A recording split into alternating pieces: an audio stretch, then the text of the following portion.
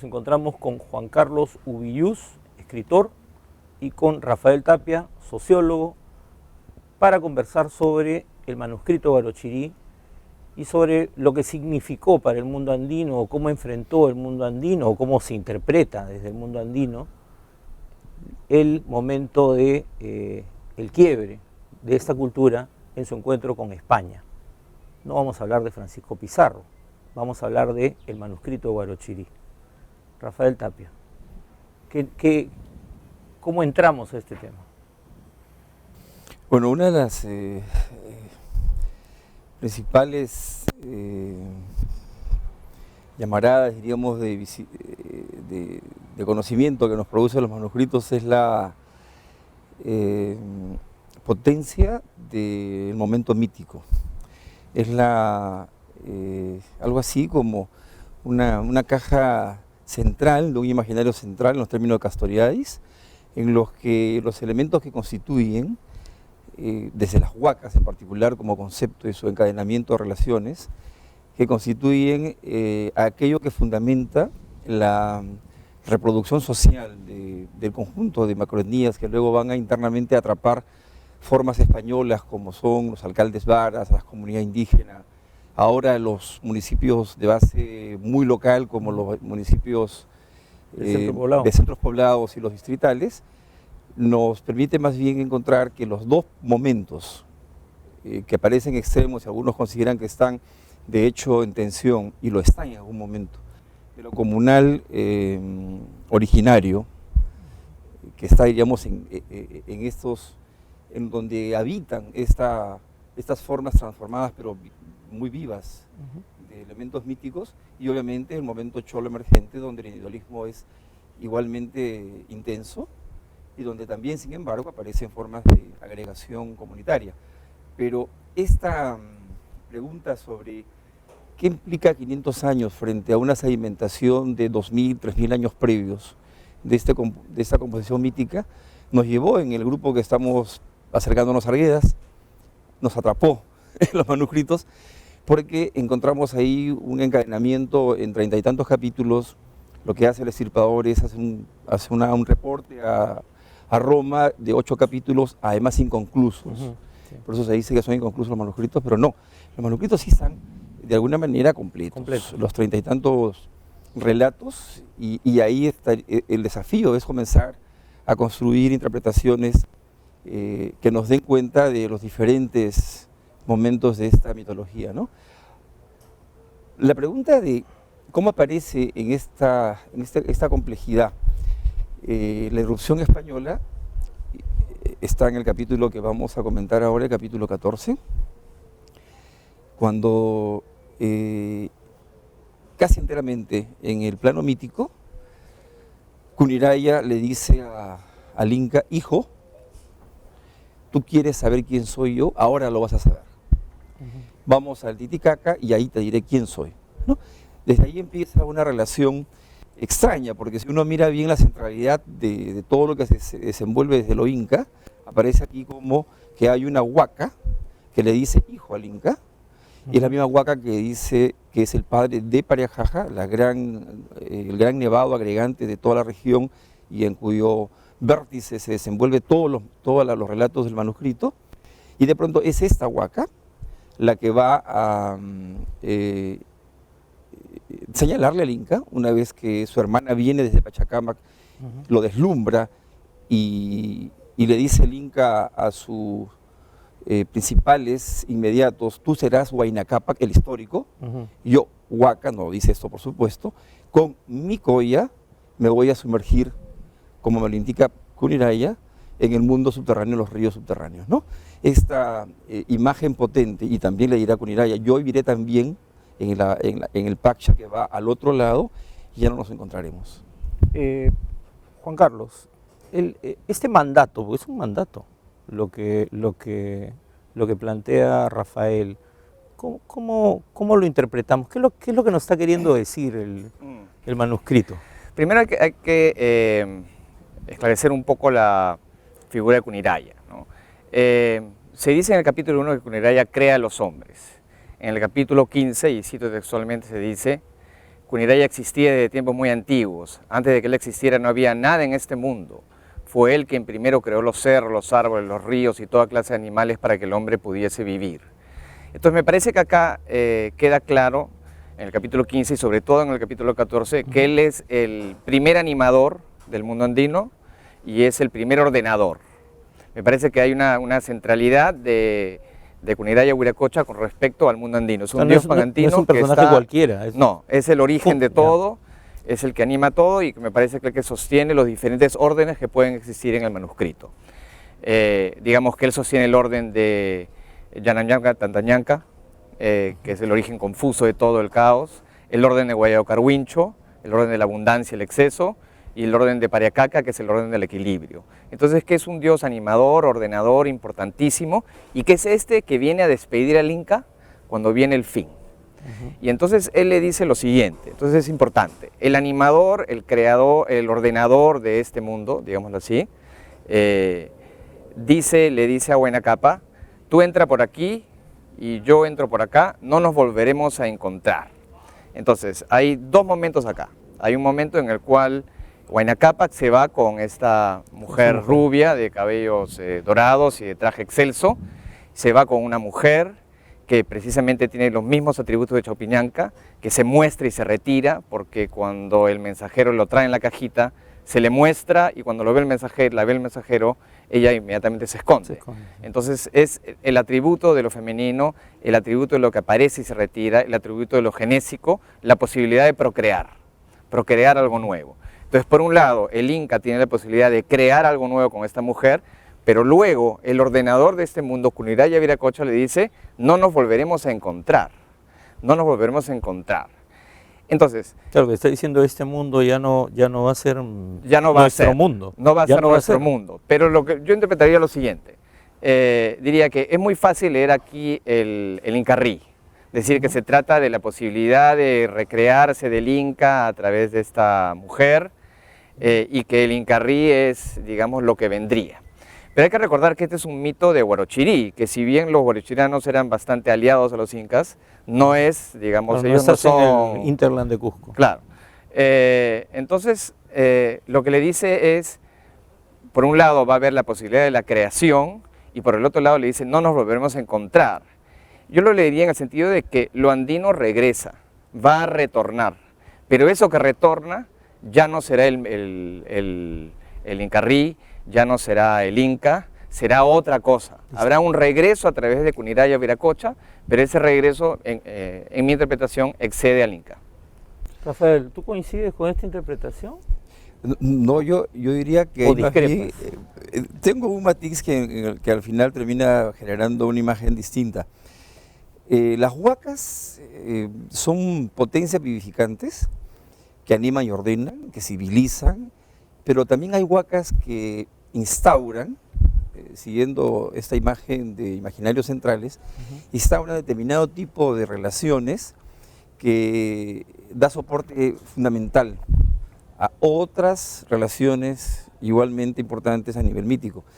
Y mi impresión es que el que aparezca en otra parte, Cuniraya, petrificándose en una fuente de agua de altura, más allá donde se petrifica Chuquisuso, lo convierte en lo que Adinga Basi dice en la estructuración mítica del agua nutriente, del agua de los ríos y las sequías nutrientes. De hecho, él es el que va a producir, con su sola palabra, dice, andenes, terraplenes, sequías, etc., ¿no? Entonces, esto me lleva más bien a reconstituir o a ver la imaginación mítica del origen de las aguas nutrientes. Y inevitablemente donde más se habla de Cuniraya es en el capítulo 3. En el capítulo 3 aparece la figura de una huaca del mar, que es Cabillaca, en un mar estéril, ella no tiene hijos, se desplaza a Chicocha, que es la frontera entre los del Ande Alto y los del Ande Bajo, y la costa, y ella va a seducir a todos los huacas. Tiene la misma potencia, efectivamente, de deslumbramiento que tiene la otra hermana de Cuniraya para con el Inca Huayna Cápac, o que tiene, de hecho, Chaupiñanca con todos los huacas. Pero a diferencia de Chaupiñancas, siendo de esta fuerza, ella no quiere copular con ningún huaca. Si, en estas circunstancias, agua salada, la copulación con el agua dulce se da por una interpósita relación. Y es que el hombre que ordena el mundo, que vivifica el mundo desde el agua dulce, las plantas, los animales, ahí la discrepancia con Juan Carlos viene por el lado de que estoy de acuerdo con Gerald Taylor, que dice que extremó la necesidad de buscar algún equivalente cristiano al Dios creador, extremó el relato, es decir, que él creó el hombre y creó la vida, ¿no? Más bien dice, el momento más aculturado del manuscrito es el capítulo justamente ese donde se dice que es el todopoderoso, el creador de todo, ¿no?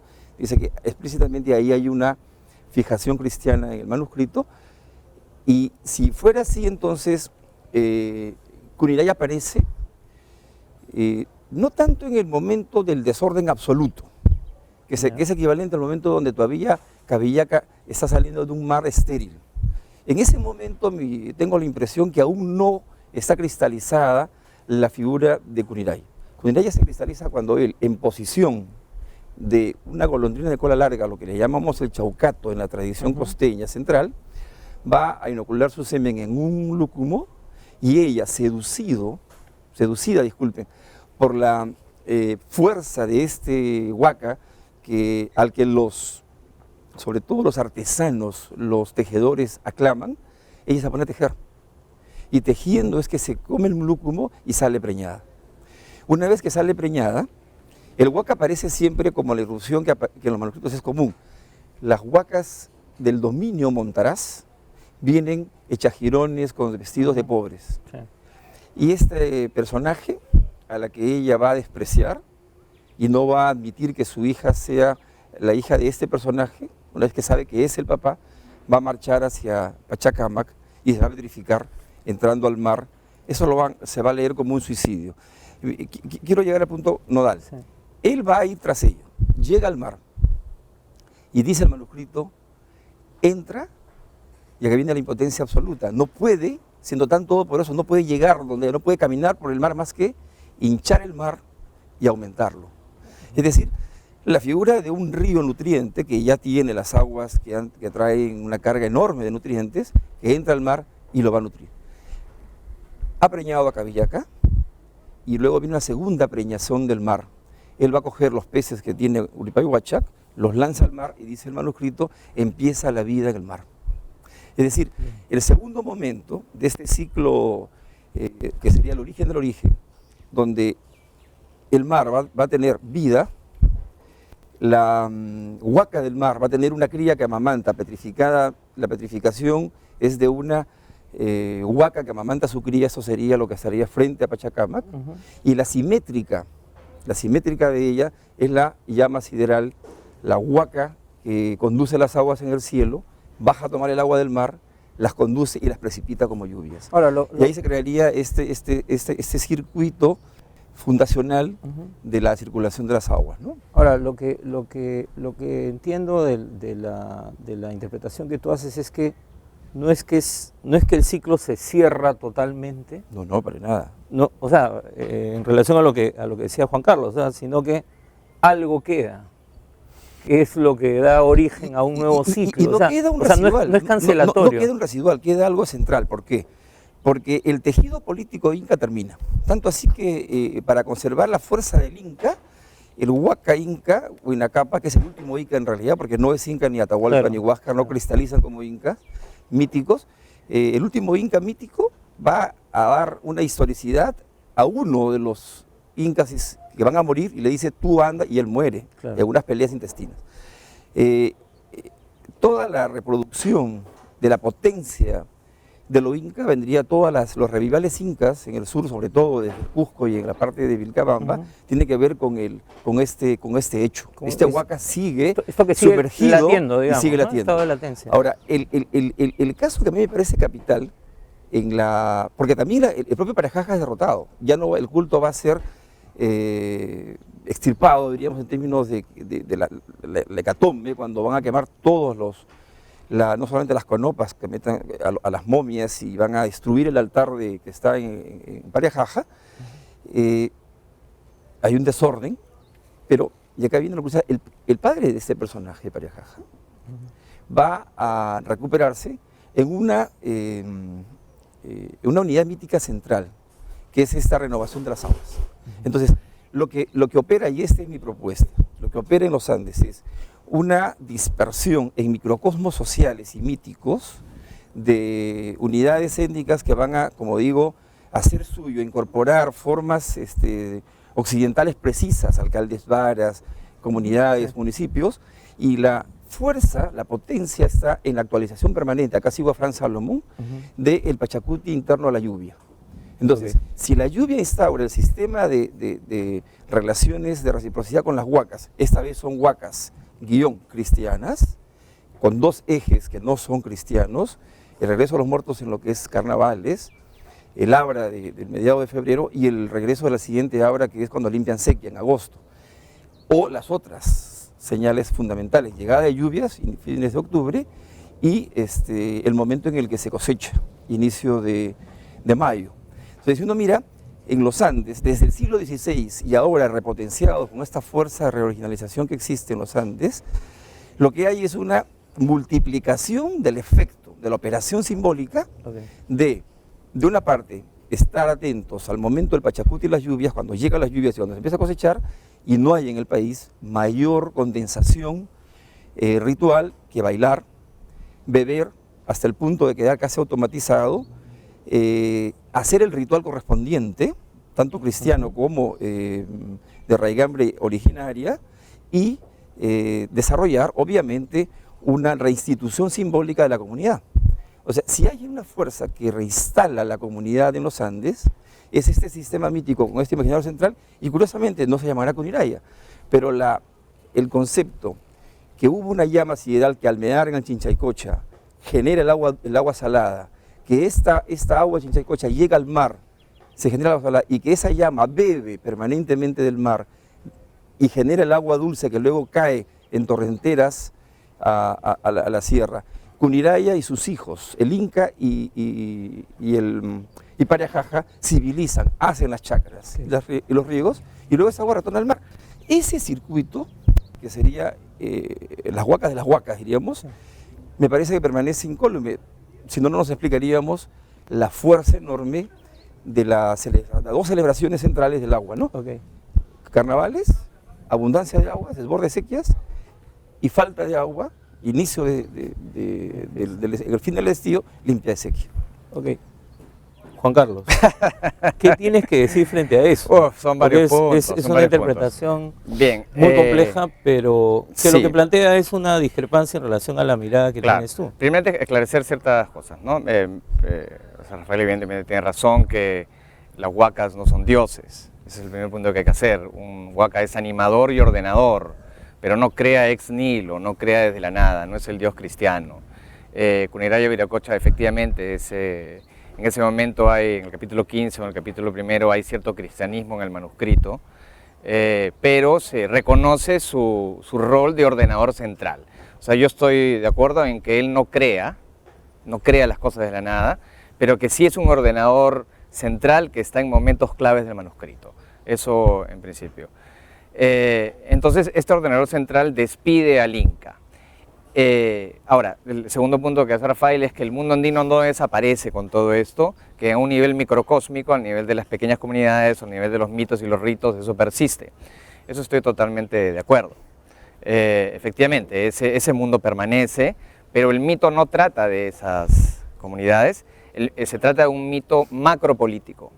O sea, Rafael tiene razón en el sentido que el mundo andino como tal, con sus ritos y sus huacas, no desaparece, eso está ahí, afectado sin embargo en algo por el cristianismo. Se reelabora, se resignifican muchas cosas. Así es. Pero lo que sí es cierto que a nivel macro sí hay una desaparición del imperio incaico y el mito da cuenta de la desaparición del Inca, en ese sentido. Entonces, desde allí es donde viene mi interpretación. Mi interpretación no va a nivel micro, sino va a nivel macro. Y la idea es si el Inca va a volver o no, ya sea como el Inca, el hijo del Inca o el Incarrí. Entonces me parece que este mito es interesante en dos sentidos, ¿no? Me parece que es interesante en el sentido de que lo que regresa no tiene que ser el Inca, sino que puede ser la relación de Cuniraya Viracocha con alguna otra figura que nacerá azarosamente en algún momento de los siglos por venir, o que incluso lo que regresa no sea una figura, lo cual amenaza el pensamiento teleológico más cristiano, sino que regresa una multiplicidad de cosas. Digamos que regresa una multiplicidad de fuerzas, de ritos, de movimientos que vendrían del mundo andino. Entonces, mi interpretación va más bien a relativizar el anclaje fuerte que han hecho ciertos teóricos entre el capítulo 14 y el Inca Rey. Tienes 30 segundos, Rafael Yo tengo Tapia. la impresión de que lo que tenemos al frente es un pragmatismo encantado. Y lo que generaría el tema del regreso o no regreso, la transformación del mito en utopía, todo el desarrollo que desarrolla Tito Flores Galindo y que está muy bien desplegado, también tendría lo que me parece que tiene una potencia enorme, que es esta idea de Pachacuti el tiempo cada año. Entonces, si los hombres pueden morir, el estribillo final de una zona en la que me sorprendió la fuerza de lo andino, que es el Carmen, el estribillo final en tiempos en los que llega el agua nueva al Carmen, cuando se desmonta todo el tejido de representación del zapateo al agua, que es el zapateo del Carmen, en Bajada de Reyes, el estribillo final es: bueno, estamos acá, te agradecemos que nos has permitido bailar para ti, están al borde del cruce de las sequias, y yo te prometo que si yo no vuelvo, volverá mi compañero, alguien volverá por mí. O sea, la relación de reciprocidad donde los hombres dan, no se detiene, no, esa es la idea. donde los hombres dan abundancia, porque las huacas ordenan, y las huacas, en este caso estamos ante una huaca que es el río y la sequía, el agua nutriente, que es capital. Esa suerte de casamata mítica en la que estaría Cuniraya es muy fuerte ahora, ¿no? Una última visión que María Emilia levantó del Facebook es la imagen de lo que ocurre hoy día en las muchas comunidades del Jaguarazo. Al final, cuando se hace el pago, cuando se hace el despacho, cuando se entrega la ofrenda, ellos dicen, y estamos acá frente a periodistas que están grabando, ellos están grabando y de pronto aparecen en esas 1000 grabaciones levantadas en el Facebook. Ellos dicen: Jaguarazo, si tuviéramos que enfrentar, se refieren a una minera, estamos dispuestos a morir. O sea, ¿cómo así entra el problema de la disposición, no animada por ningún agitador, de que esas aguas del Jaguarazo, ese nevado y esos lagos están siendo, respecto de ellos, en la limpia sequía, en el mismo mito actualizado como ritual, una relación con una viejísima composición mítica que aparece aquí en los manuscritos en el capítulo que hemos mencionado, ¿no? O sea, es francamente... Bueno, el ejemplo es muy claro, ¿no? Se nos ha acabado el tiempo. Juan Carlos, te vamos a dar la última palabra. La segunda. En este turno. Rápidamente, resumiendo un poco, sí, efectivamente, el orden micropolítico del mundo andino no desaparecen las comunidades, no desaparecen las huacas, no desaparecen los ritos, pero sí en el mito hay una desaparición de lo macropolítico. Hay una desaparición del gran imperio incaico que puede tener incidencias sobre ese mundo micropolítico, porque, digamos, en el mundo español ya no existe la reciprocidad, y en ese sentido puede afectar el mundo mismo macropolítico, y por lo tanto hay cierta esperanza en este capítulo de que se reinstaure otro orden macropolítico que corresponda más al mundo andino. Bueno, disculpen, pero ya se nos fue el tiempo. Es un tema para un enorme debate. Yo creo que las dos interpretaciones son útiles para explicar no solamente lo que está en los textos, sino justamente para entender mejor algunos procesos como el que acaba de mencionar Rafael sobre el Apu Jaguarazo justamente, ¿no? Pero creo que lo que ha quedado demostrado en esta conversación es que el manuscrito de Huarochirí nos dice muchas cosas que seguimos viendo cotidianamente y que a veces no queremos ver.